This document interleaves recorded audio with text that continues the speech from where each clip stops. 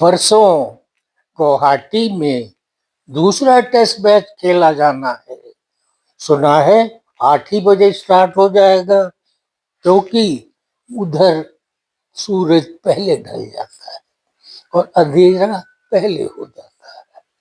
तो ये test match जो है 5 दिन के होते हैं, लेकिन पिछले दिनों मैंने देखा हर एक मैच 3 दिन में ही खत्म हो जाता था। अब अगर ये हालत रही तो दूसरे टेस्ट मैच में भी वही रहेगा, कोई फर्क नहीं होने वाला। गुवाहाटी एक आसाम की राजधानी है और वहां पे एक अच्छा स्टेडियम बनाया है उन्होंने, कि इस तरह के बड़े मैचेस के लिए ही रखा जाएगा। अब उस टेस्ट मैच में पिच नई बनी है, वहां की मिट्टी लाल है और हार्ड है, तो पिच जो बनी है वो अच्छा बाउंस लेगी और अच्छी बॉल स्विंग होगी। इस हालत में हमारे पास जो दो पेस बॉलर्स हैं, बुमराह और सिराज, वो बहुत ही अच्छा प्रदर्शन कर सकते हैं और बहुत ही घातक होंगे। इस बार ये डिसाइड करना होगा कि कितने स्पिनर लेने हैं और कितने फास्ट बॉलर लेने हैं। जहां तक मेरा ख्याल है, हमें 3 स्पिनर्स, 2 फास्ट बॉलर और 6 बैट्समैन लेने चाहिए। सब मिला के 6, 3, 9 और 2, 11, 9, 2, 11 हो जाएगा और पूरी टीम बन जाएगी। ट्वेल्थ मैच आप किसी को भी रख सकते हैं। अब बात उठती है कैप्टन की। गिल साहब अभी भी पूरी तरह से स्वस्थ नहीं है, उनको मेडिकल ऑब्जर्वेशन में अभी भी रखा हुआ है। इसलिए जहां तक मैं समझता हूँ वो बल्कि होना भी चाहिए। उप कप्तान ऋषभ पंत, उनको कैप्टनसी करनी चाहिए।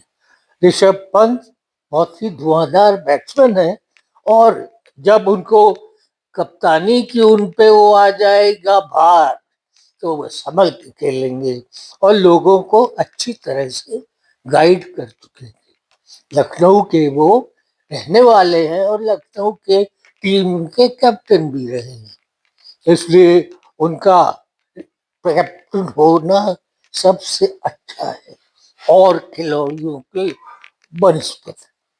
अब जो ये 6 बैट्समैन मैं आपसे कह रहा था, इसमें यशस्वी जायसवाल, के राहुल, ये पंत और जुरेल और अब साई सुदर्शन का नाम आ रहा है, उसको भी खिलाना चाहिए। वो 2-3 टेस्ट खेल चुका है, उसको अभी और एक्सपीरियंस की जरूरत है, जो कि उसको यहाँ गुवाहाटी में मिल सकता है। और एक वो उसका अच्छा टेस्ट होगा, अग्नि परीक्षा होगी साई सुदर्शन की। अगर साई सुदर्शन अच्छा कर जाते हैं तो उनकी जो है जगह पक्की भी हो सकती है। उसके अलावा जुरेल भी है। एक नया एक्सपेरिमेंट किया कोच साहब ने कि एक ही पैड पहना के बैटिंग करवाई। शाही सुदर्शन को बाएं हाथ पे पैड दिलवाया और जुरेल को दाएं हाथ, और जडेजा जो लेफ्ट हैंडर है उनको भी राइट पैड पहनाया।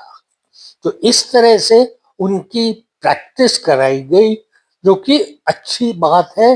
वो एलबीडब्ल्यू जो हुआ करते थे, ये पिछले मैच में हुए भी थे, उससे बचेंगे और अपने आप के पैर को बचाने की कोशिश करेंगे विकेट के आगे आने से।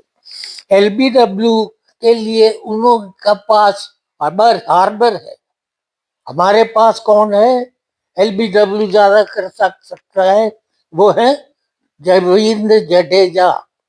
रविंद्र जडेजा बहुत फास्ट बॉलिंग करते हैं, एक के बाद एक के बाद एक ओवर खत्म होता जाता है उनका। तो बैट्समैन समझ ही नहीं पाता कि जब ओवर खत्म हो गया कि अगला ओवर आ गया।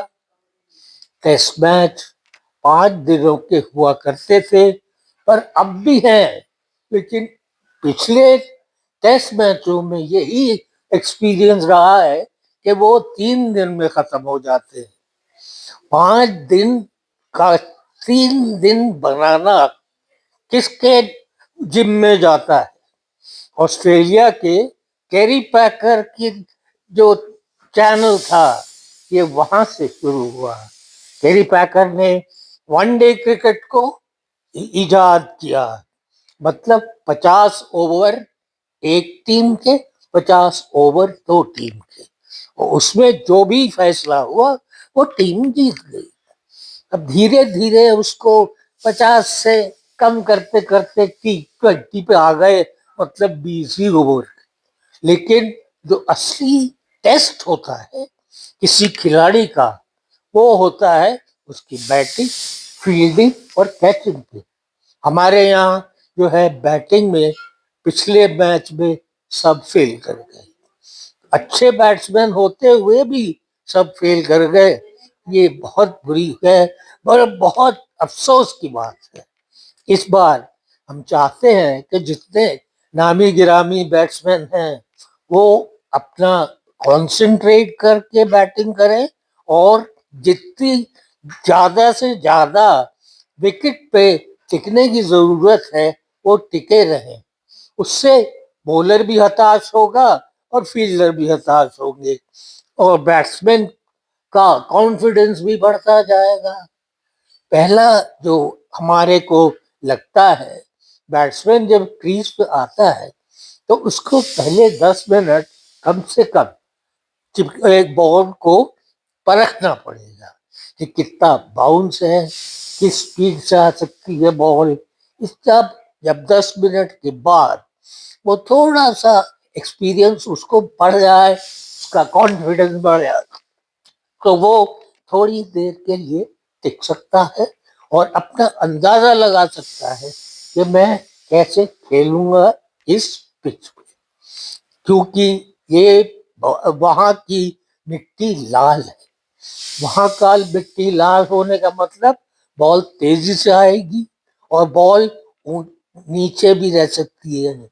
तो वॉबल सीम एक चीज कहलाती है, वो ऑफ ब्रेक और लेग ब्रेक के बीच की चीज जो होती है, जो सीम है, जो सिलाई है, वो हथेली के बीच में होती है।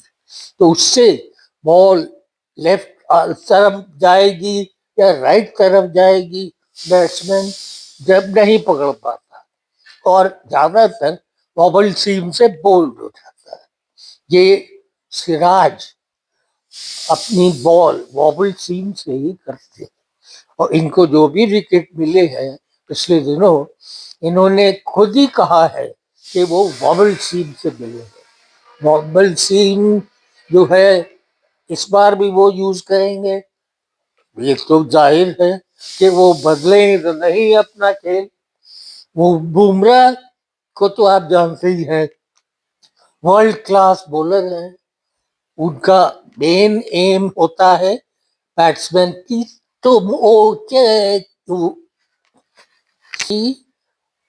चोट एकदम चोटिल करना उसकी पंजे को, जिससे कि उसको यॉर्क कर सके। और स्पीड से यॉर्क करो तो सबसे ज्यादा वो होता है LBW का खतरा। और वो स्पीड उनकी इतनी अच्छी है कि वो उसी रफ्तार से आते हैं और उसी रफ्तार से दोनों तरफ बॉल स्विंग करा देते हैं और सीधा पैर की टो पे मार देते हैं और आउट LBW होने का 100% चांस हो जाता है। इसी तरह से उनको सारे विकेट मिले हैं और इसी तरह से वो वर्ल्ड के नंबर 1 बॉलर कहलाने लगे हैं। अब क्या होगा क्या नहीं होगा, ये तो हमें गुवाहाटी जाके ही पता चलेगा। पहले दिन से ही आइडिया हो जाएगा कि ये मैच किस रुख पे कहाँ जा रहा है, कैसे जा रहा है। और कप्तान ऋषभ पंत को ये देखना होगा कि उसका रुख अपनी तरफ करें और इंडिया को फिर से जिताएं। और जो इस पिछले मैच में उन्होंने अच्छा प्रदर्शन नहीं किया था, उसको इतना अच्छा करें कि लोग पिछले मैच को भूल जाएं। शुक्रिया।